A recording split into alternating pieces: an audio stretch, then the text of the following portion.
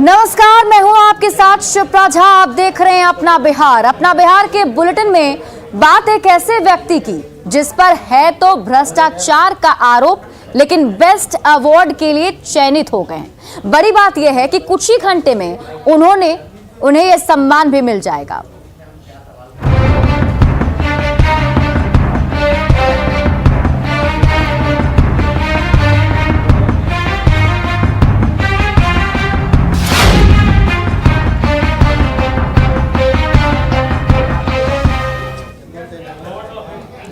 जी हां, एलएनएमयू के वर्तमान वीसी प्रोफेसर एसपी सिंह पर गंभीर आरोप लगे हैं।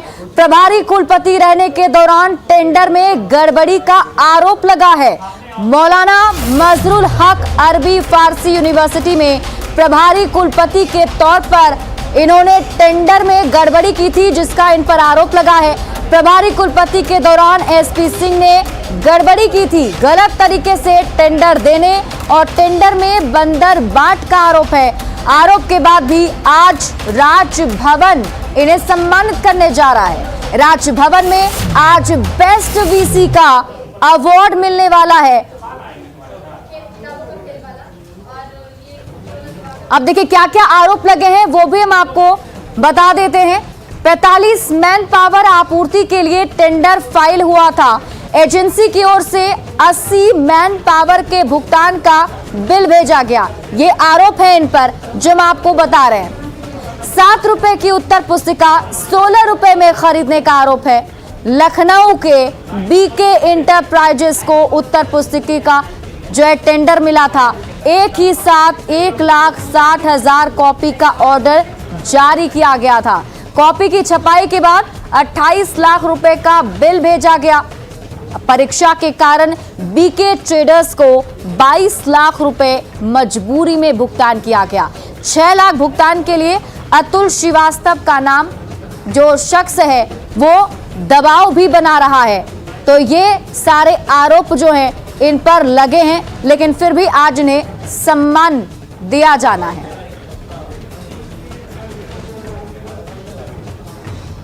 और इस खुलासे के बाद अब सवाल यह है कि जब वीसी के ऊपर आरोप है तो सम्मान के लिए इनका नाम कैसे तय हुआ। जब टेंडर में गड़बड़ी की शिकायत है तो सम्मान क्यों जरूरी है। ये वो तमाम अहम सवाल हैं जो इस खुलासे के बाद उठ रहे हैं और ये सवाल लाजमी है और इन सवालों का जवाब भी देना होगा। न्यूज़ 18 भी इस सवाल को उठा रहा है कि वीसी और बीके इंटरप्राइजेस के बीच आखिर क्या मिली भगत है। पैसे के लिए दबाव बनाने वाला अतुल श्रीवास्तव कौन है। अतुल श्रीवास्तव का राजभवन से क्या कनेक्शन है। अतुल राजभवन के नाम पर वीसी को कैसे धमका रहा है।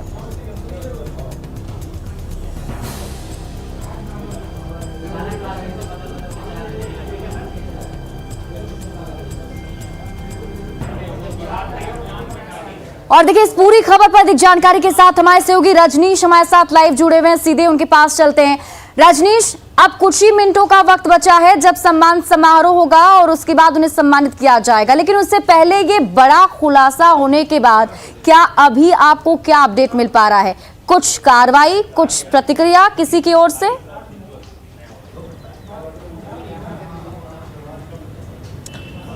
देखिए, राजभवन से खबर आ रही है कि राजभवन के जो कर्मी हैं अभी भी जो मंडपम है वहां पर पूरी तैयारी में जुटे हुए हैं और जो बेस्ट अवार्ड पाने वाले जो वीसी हैं एसपी सिंह, जिन पर ये गंभीर आरोप लगा है टेंडर घोटाला का, वो भी पटना पहुंच चुके हैं। कुछ ही देर बाद वो राजभवन में प्रवेश करने वाले हैं। इंतजार करना बेहद जरूरी है क्योंकि दोपहर 12 बजे ही कुलाधिपति फागू चौहान के हाथों उन्हें सम्मानित किया जाएगा, बेस्ट वीसी का अवार्ड मिलेगा। लेकिन इस बीच बता दें आपको कि प्रोफेसर जो कुद्दूस हैं, जो मौलाना मजहरुल हक, जहां इस वक्त हम मौजूद हैं, ये मौलाना मजहरुल हक अरबी फारसी विश्वविद्यालय है। इसी विश्वविद्यालय का उनको जिम्मा दिया गया था, प्रभारी कुलपति का उन्हें प्रभार दिया गया था। लेकिन इस दौरान उन्होंने जो टेंडर दिया उसमें बड़ा बंदर बांट किया गया और करोड़ों का वारा न्यारा बताया जा रहा है। आप समझ सकते हैं कि जिस कॉपी की कीमत 7 रुपये होनी चाहिए थी उसे 16 रुपये खरीद के दर से टेंडर किया गया। लखनऊ के बीके इंटरप्राइजेज जिस एजेंसी पर निगरानी जांच चल रही है मगध विश्वविद्यालय में, टेंडर घोटाला में उस एजेंसी का नाम है और वो लगातार जो है वो अभी कहीं ना कहीं सवालों के घेरे में है। इस बीच पूरे मामले की जानकारी के बाद भी एसपी सिंह ने उसी कंपनी से, एजेंसी से संपर्क किया और देख सकते हैं कि जब प्रभार देने की बात आई तो जब प्रोफेसर कुद्दूस जो वर्तमान वीसी हैं उनके प्रभार देने के दिन उन्होंने टेंडर फाइनल किया। आप समझ सकते हैं कि जो वीसी है उनका इरादा क्या होगा। ये तमाम सवाल हैं। और राजभवन के जो अतुल श्रीवास्तव हैं, जब वीसी ने पेमेंट पर रोक लगाई, वर्तमान वीसी ने, तो अतुल श्रीवास्तव उन्हें धमकी दे रहे थे फोन करके कि आप जो भी एजेंसी का बकाया है, जो जिसकी कीमत पर टेंडर किया गया, उस टेंडर पर आप जो है मुहर लगाइए, आप पैसे का भुगतान कीजिए। लेकिन जब लगातार धमकी मिल रही थी तो प्रोफेसर कुद्दूस जो वर्तमान में मौलाना मजहरुल हक विश्वविद्यालय के वीसी हैं, इन्होंने सीधे मुख्यमंत्री को पत्र लिखा, राजभवन यानी कुलाधिपति को पत्र लिखा। लेकिन उस पत्र के बाद राजभवन से कोई कार्रवाई नहीं हुई, कोई जवाब नहीं मिला। ऊपर से जो आरोपी वीसी हैं एलएनएमयू के, ललित नारायण मिथिला यूनिवर्सिटी के एसपी सिंह, उनको आज सशरीर उपस्थित कराया जा रहा है सम्मानित करने के लिए। और जो राजभवन में तैयारी है वो आपको हम बता ही दिए कि तैयारी में तमाम जो कर्मी हैं, अधिकारी हैं, लगे हुए हैं। इस बीच बड़ी खबर ये भी थी कि शिक्षा मंत्री विजय कुमार चौधरी को भी आमंत्रण दिया गया था। लेकिन शिक्षा मंत्री को जैसे ही जानकारी मिली कि जिस वीसी को आज सम्मानित किया जाना है उस वीसी पर एक गंभीर आरोप लगा है, उन्होंने किनारा कर लिया। उनके साथ साथ शिक्षा विभाग के तमाम जो अधिकारी हैं वो आज कार्यक्रम में शामिल नहीं हो रहे हैं। बता दें आपको कि 3 सदस्यीय जांच कमेटी इसी विश्वविद्यालय में जो रजिस्ट्रार हैं उनकी अध्यक्षता में 3 सदस्यीय जांच कमेटी जो है उसकी का गठन हुआ है और अगले 72 घंटे में पूरी जांच रिपोर्ट तैयार की जा रही है, जिसमें जो आरोपी वीसी हैं एसपी सिंह, उनके टेंडर की जांच चल रही है। आप समझ सकते हैं कि जब पूरी जांच जो है प्रक्रियाधीन है, मामला भी प्रक्रियाधीन है, इस बीच राज्यपाल ने या फिर राजभवन ने इंतजार किए बगैर एसपी सिंह को कैसे क्लीन चिट देते हुए बेस्ट वीसी का अवार्ड दिया। दूसरी बड़ी बात, दूसरा सवाल न्यूज 18 कर रहा है कि आखिर ना तो अभी कोई उत्सव है, ना ही कोई ऐसा दिवस है, ना ही 5 सितंबर है, आखिर आज प्रयोजन क्या है।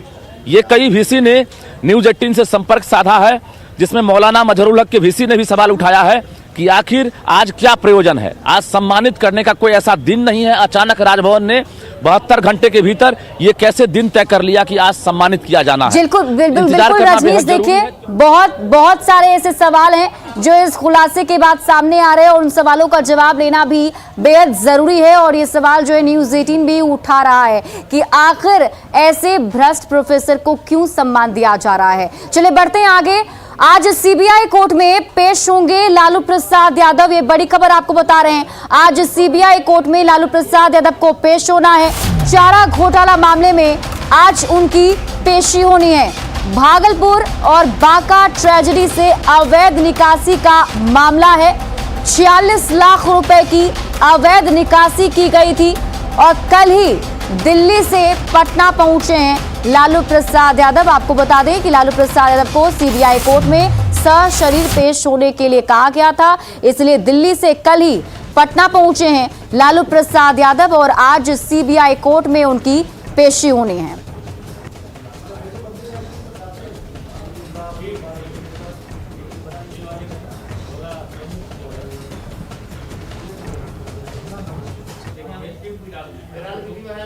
और वहीं शराबबंदी को खत्म करने वाले लालू प्रसाद के बयान पर सियासत तेज हो गई है। बीजेपी और कांग्रेस ने बयान पर हमला किया है तो आरजेडी ने इसे सही ठहराया है। माफिया तंत्र को हमेशा लालू जी का संरक्षण रहा है। शुरू के जब जंगल राज था उस समय भी था और आज भी उन्होंने अपने इस बयान से यही दिखाया कि उन पर कहीं ना कहीं माफिया तंत्रों का बहुत दबाव है और उस दबाव के आगे लालू जी और उनकी पार्टी विवश है। तो मेरा मानना है कि तेजस्वी यादव जो बड़े बड़े बयान दिए थे, आज उनको बताना चाहिए कि वो पिताजी की बात से सहमत हैं या असहमत हैं। बिल्कुल नहीं, उनके बयान से हम क्यों सहमत होंगे। बिहार में जब शराबबंदी लागू होने की बात हुई थी तो सभी पार्टी के लोगों ने सदन के अंदर में उसमें अपनी सहमति दी थी। हम उससे अभी भी वचनबद्ध हैं। लेकिन शराबबंदी के प्रावधानों के क्रियान्वयन में जो गड़बड़ियां हो रही हैं, शराब की जिस तरह से स्मगलिंग बढ़ी है, अवैध शराब का कारोबार बढ़ा है, जिससे बड़ी संख्या में लोगों की मौत हो रही है, ये चिंता का विषय है। हम लोगों ने शराबबंदी का समर्थन इसलिए किया था कि शराबबंदी वास्तव में सफल हो जाएगा, लेकिन सफल नहीं हुआ। तो सफल नहीं हुआ तो ये नीतीश कुमार जी का दायित्व था कि इस पर सर्वदलीय बैठक बुला के समीक्षा करते। जो चीज़ें बंद नहीं हो रही उसका मखौल उड़ाने से तो अच्छा था कि उसको वापस लेते। छपरा के तटीय इलाकों और दियारा इलाके में उत्पाद विभाग ने अवैध शराब के अड्डों पर दबिश दी। 18 से ज्यादा शराब की अवैध भट्टियों को यहां पर ध्वस्त किया गया। साथ ही 20,000 लीटर से ज्यादा शराब को नष्ट किया गया। रिविलगंज इलाके में हुई कार्रवाई से शराब माफियाओं में हड़कंप मचा है। अब इस कार्रवाई में किसी तस्कर की गिरफ्तारी नहीं हो पाई है। प्राप्त हुई थी कि रिविलगंज दियारा क्षेत्र में कुछ भट्टियाँ चल रही हैं। उसी क्रम में हम लोगों ने लगातार वहां सुबह से छापामारी कर रहे हैं। इसमें करीब अभी तक 20 भट्टियों को तोड़ा जा चुका है और उसमें करीब 15,000 लीटर अर्धनिर्मित शराब को विनष्ट किया गया है। करीब 200 लीटर निर्मित शराब को हम लोग ने जब्त किया है तथा उसमें जो भी लोग संलिप्त हैं उनका नाम पता करके कार्रवाई की जा रही है। बाढ़ के मोकामा में पुलिस ने शराब माफियाओं पर शिकंजा कसना शुरू कर दिया है। पुलिस ने नाव का सहारा लेकर दियारा इलाकों में दबिश दी। इस दौरान अवैध शराब के अड्डों से शराब और शराब बनाने के उपकरण मिले। कार्रवाई से शराब माफियाओं में हड़कंप है।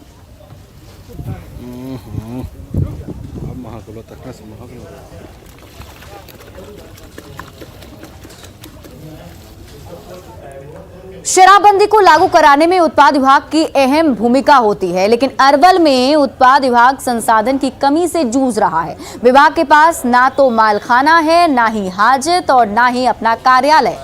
उधार के मकान में प्रखंड परिसर से यह कार्यालय संचालित हो रहा है। एक ही कमरे से पूरा का पूरा विभाग संचालित होता है। यहाँ पर विभाग में कुल 27 पद हैं, लेकिन 19 कर्मी ही यहाँ पर कार्यरत हैं। जिला प्रशासन की ओर से जमीन नहीं मिलने की वजह से विभाग का अपना कार्यालय नहीं बन पाया है। उत्पाद भवन का अपना मालखाना हाजत नहीं है, कार्यालय भी नहीं है। हम लोगों को उपलब्ध कराया गया है कार्यालय, जिसमें बहुत छोटा सा कमरा है। साथ ही एग्जिबिट जो हम लोग प्रदर्शन पकड़ के लाते हैं उसको भी रखने में दिक्कत होती है। वाहन पकड़ते हैं वो दिक्कत होती है, हमको दूसरे थाने पे मोहताज होना पड़ता है। हम अभियुक्त को पकड़ के लाते हैं, थाने में रखते हैं, काफ़ी कठिनाई है। बक्सर में नशा मुक्ति केंद्र करीब बंद हो चुका है। बक्सर सदर अस्पताल में बनाया गया नशा मुक्ति केंद्र का उपयोग अस्पताल प्रबंधन दूसरे मरीजों को रखने के तौर पर कर रहा है। बक्सर सदर अस्पताल में बनाए गए नशा मुक्ति केंद्र का जायजा लिया हमारे बक्सर संवाददाता पुष्पराज ने। बिहार में शराबबंदी के बाद नशेड़ियों को इलाज के लिए बक्सर में नशा मुक्ति केंद्र खुला था। आप देख सकते हैं ये नशा मुक्ति केंद्र का वार्ड है और यहाँ महिला स्टाफ हैं। महिला स्टाफ जो हैं वो यहाँ मरीज को लेकर के आ रही हैं। आप देख सकते हैं कि ये नशा मुक्ति केंद्र खोला गया था। यहाँ पर आशा हैं, इनसे बात करते हैं। मैडम ये बताइए कि ये कौन सा वार्ड है और यहाँ कौन सा मरीज है लोग? वार्ड को तो पता नहीं सर, रोटी में से ऑपरेशन करके यहाँ पर लाकर सुला रहे हैं। जो खाली है रूम उसमें सुला रहे हैं। मतलब किस तरह के मरीज हैं ये लोग? नसबंदी का मरीज है। नसबंदी का जी। तो आप देख सकते हैं कि नसबंदी का जो मरीज है जिनका ऑपरेशन हुआ है उसे यहाँ ला करके शिफ्ट किया जा रहा है। नशा मुक्ति केंद्र फिलहाल बक्सर में बंद है। पुष्पराज, न्यूज़ 18 बक्सर। मधुबनी की मधेपुर पुलिस ने एक कार्बाइन और खाली मैगजीन बरामद की है। बताया जा रहा है कि मधेपुर प्रखंड कार्यालय परिसर में खड़ी बाइक की डिक्की से कार्बाइन बरामद हुई। पुलिस फिलहाल बाइक सवार युवक को गिरफ्तार कर पूरे मामले की तहकीकात में जुटी हुई है। एसडीपीओ आशीष आनंद के मुताबिक गिरफ्त में आए युवक का नाम सत्यनारायण यादव है और ये सुपौल जिले से सटे भेजा थाना क्षेत्र के मेहशा गांव का रहने वाला है। एक कार्बाइन बरामद किया गया है रंगे हाथ एक मोटरसाइकिल की डिक्की से। सत्यनारायण यादव हैं जो कि जहाँ के महसा पंचायत नौपतिया के हैं। इनसे हम लोगों ने काफ़ी इंट्रोगेट किया। हम मोटरसाइकिल इंस्पेक्टर साहब काफ़ी देर से इससे पूछताछ कर रहे हैं और इसके साथ साथ इनके साथ और कौन भी सहभागी हैं, सहपाठी हैं जो कि इस तरह के अवैध हथियारों के तस्करी में हैं या फिर बरामदगी को लेकर के कहाँ से इनको मिला और इनका उद्देश्य क्या था, इस पर हमने गहन पूछताछ की है, जिसके बारे में और भी अग्तर अनुसंधान किया जाएगा। नवादा के वारसलीगंज से बीजेपी विधायक अरुणा देवी के पैतृक आवास पर पत्थरबाजी हुई है। 20 नवंबर की देर रात की यह घटना है। कुल 7 लोगों पर वारसलीगंज थाने में केस दर्ज कराया गया है। इस घटना में विधायक को भी हल्की चोट लगी। विधायक के मुताबिक पंचायत चुनाव में एक खास व्यक्ति के पक्ष में प्रचार नहीं करने का खामियाजा उनको भुगतना पड़ा है। पुलिस की ओर से अभी तक किसी की गिरफ्तारी नहीं की गई है। पत्थर चला है जिसमें चुनाव में जो हमारा परिवार बाद में पढ़ते हैं ना, तो हम अपना जो है किसी जाति धर्म में अथी किए, लेकिन परिवार बाद में नहीं पढ़ के जो अपने वैसा लोग थे उनको जो है हम साथ दिए पंचायत चुनाव में। और इसी का कारण है कि विरोधी हमारे ऊपर साजिश किया और हमारा जो छवि है उसका धूमिल करने का काम किया। और हम समझते हैं कि शांति नहीं है तो विकास नहीं। वैशाली के राजा रामपुर किरतपुर पंचायत में जमकर अश्लील ठुमके लगे। पंचायत चुनाव में मिली जीत के बाद मुखिया अरुणा देवी के बेटे मोहन कुमार ने ये आयोजन किया था। इस आयोजन में कोरोना गाइडलाइन की जमकर धज्जियां उड़ाई गई। इस आयोजन की सूचना जब पुलिस को मिली तो पुलिस मौके पर पहुंची, आयोजन को बंद भी करा दिया। लेकिन जब पुलिस की टीम मौके से गई, फिर से डांस कार्यक्रम शुरू हो गया।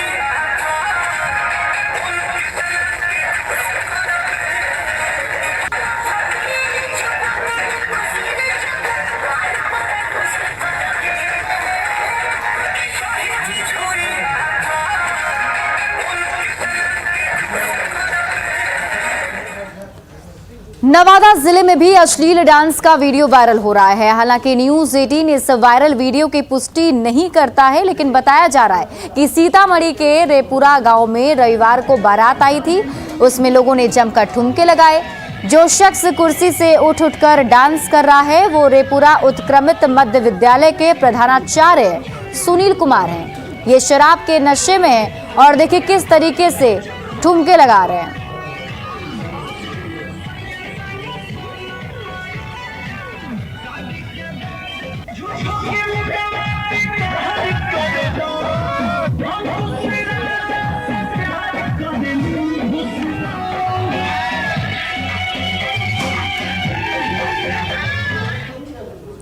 और इसी बीच पटना से बड़ी खबर सामने आ रही है। सीडीपीओ ज्योति कुमारी के ठिकानों पर छापेमारी की गई है। आय से अधिक संपत्ति मामले में विशेष निगरानी की टीम ने छापेमारी की है। तो बड़ी खबर आपको पटना से बता रहे हैं, जहां सीडीपीओ ज्योति कुमारी के ठिकानों पर छापेमारी की गई। आय से अधिक संपत्ति मामले में यह छापेमारी किया जा रहा है। 22 नवंबर को विशेष निगरानी ने दर्ज किया था केस। ज्योति कुमारी के आरपीएस मोड़ आवास पर छापेमारी चल रही है। रूपसपुर और पटना स्थित आवास पर भी छापेमारी की जा रही है।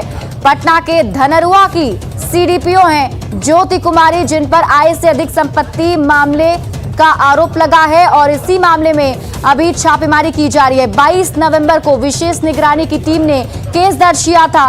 ज्योति कुमारी के आरपीएस मोड़ आवास पर फिलहाल छापेमारी, इसके अलावा रूपसपुर और पटना स्थित आवास पर भी छापेमारी चल रही है। और हमारे साथ इस खबर पर अधिक जानकारी के साथ हमारे सहयोगी संजय कुमार जुड़े हुए हैं। संजय, फिलहाल क्या कुछ अपडेट मिल पा रहा है आपको? जी देखिए, आर्थिक अपराध इकाई हो या स्पेशल विजिलेंस यूनिट हो या फिर निगरानी की टीम हो, जो धनखेर बने हुए हैं अफसर बस तरीके से सभी अजितर, इनके खिलाफ लगातार मुहिम चल रही है। और एडीजी नैयर हसनैन खान के निर्देश पर ये छापेमारी अभी से थोड़ी देर पहले शुरू हुई है। धनखेर में पोस्टेड है ये और इनके खिलाफ अधिक संपत्ति का मामला दर्ज किया गया। प्राइमा फेसी इन्वेस्टिगेशन में पाया गया है कि इन्होंने आय से अधिक संपत्ति अर्जित की है भ्रष्ट तरीके से। और उसके बाद स्पेशल विजिलेंस यूनिट की टीम इनके पटना के रूपसपुर स्थित आवास पे और कार्यालय पे छापेमारी कर रही है। और फिलहाल अभी छापेमारी शुरू हुई है। जो कल इसमें दर्ज किया गया था केस, उसके बाद न्यायालय ने सर्च वारंट दिया था और उसके बाद निगरानी कोर्ट की अनुमति के बाद ये कार्रवाई की गई। थोड़ी देर के बाद स्पष्ट हो पाएगा कि अब तक किस तरह की सफलता मिली है और कितनी भ्रष्ट तरीके से इन्होंने संपत्ति अपनी अर्जित की है। लेकिन निश्चित तौर पर जिस तरीके से प्राइमा फेसी इन्वेस्टिगेशन रहा और अधिकारियों ने जानकारी दी है, ज्योति कुमारी जो धनरुआ के सीडीपीओ हैं, उनकी मुश्किलें अब बढ़ने वाली है। जी बिल्कुल संजय, लेकिन जिस तरीके से देखा भी जा रहा है कि लगातार वैसे लोगों को निशाना बनाया जा रहा है जिस पर आय से अधिक संपत्ति के मामले हैं, उन लोगों पर नजर जो है वो टिकी हुई है। चलिए, बहुत बहुत शुक्रिया तमाम जानकारी के लिए। बढ़ते हैं आगे। और फ्रांस की दुल्हन बेगूसराय का दूल्हा, ये सुनकर आप भी थोड़ा हैरान होंगे, लेकिन ये सच है। बेगूसराय में विदेशी लड़की के साथ बेगूसराय के एक युवक ने हिंदू रीति रिवाज से शादी रचाई, जो हर तरफ चर्चा का विषय बना हुआ है। देखिए, देसी दूल्हे की विदेशी दुल्हन से शादी।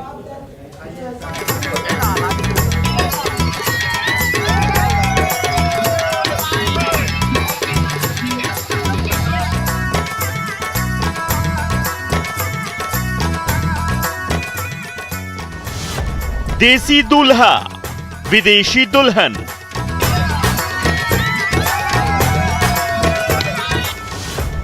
फ्रांस की गोरी, बेगूसराय का छोरा।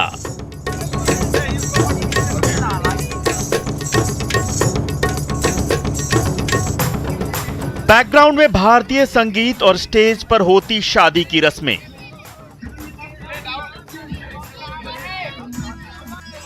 दूल्हा दुल्हन एक दूसरे को वरमाला डालते हैं और पूरा स्टेज फूल की पंखुड़ियों से खिल जाता है।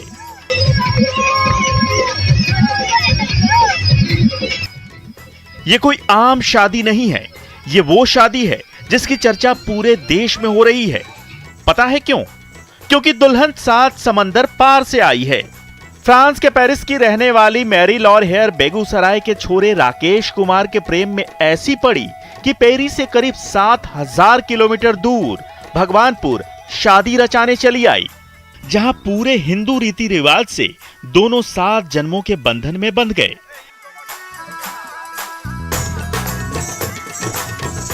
इस प्रेम कहानी की शुरुआत आज से 5 साल पहले हुई थी। 5 साल पहले जब राकेश गाइड का काम करता था और मैरी भारत घूमने आई थी। इसी दौरान दोनों की दिल्ली में दोस्ती हुई। फोन पर बातचीत शुरू हुई तो दोस्ती धीरे धीरे प्यार में बदल गई। फिर 3 साल पहले राकेश मैरी के साथ फ्रांस चला गया। वहीं दोनों एक साथ बिजनेस करने लगे। दोनों के प्यार की जानकारी लड़की के घर वालों को भी मिली। फिर दोनों परिवारों की रजामंदी से यह तय हुआ कि दूल्हे के गांव में हिंदू रीति रिवाज से शादी रचाई जाए, जिसके बाद मैरी अपने घर वालों के साथ बेगूसराय पहुंची और 21 नवंबर की रात पूरे हिंदू रीति रिवाज से दोनों 7 जन्म के 7 फेरों के बंधन में बंध गए। न्यूज़ 18 के लिए बेगूसराय से संतोष की रिपोर्ट।